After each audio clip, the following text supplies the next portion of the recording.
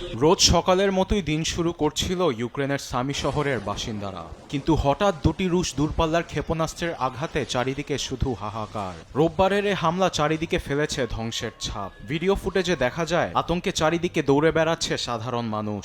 বেসামরিক স্থাপনা ক্ষতিগ্রস্ত হবার পাশাপাশি একাধিক গাড়িতে ধরে ভয়াবহ আগুন। প্রাণ হারান অনেকেই। ঘটনার সত্যতা নিশ্চিত করেছেন শহরের গভর্নর ভলোদিমির আর্তিউ। বলেন, আহতদের চিকিৎসা দেওয়ার জন্য জরুরি ব্যবস্থা নেওয়া হচ্ছে। অন্যদিকে গভীর রাতে অন্ধকারে দাউ দাউ করে জ্বলছে কিয়েভ। ইউক্রেনের অন্ধকারাচ্ছন্ন রাত ধারণ করেছে রক্তমাখা লাল বর্ণ।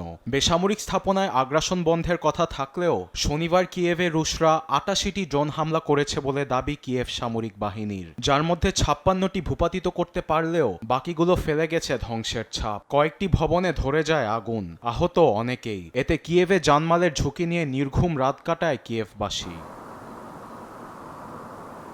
এমন পরিস্থিতিতে ইউক্রেনে ওয়াশিংটনের সামরিক সহায়তা বন্ধের পর ইউরোপীয় দেশগুলোর দ্বারে ঝুঁকছে ভলোদিমির জেলেনস্কি।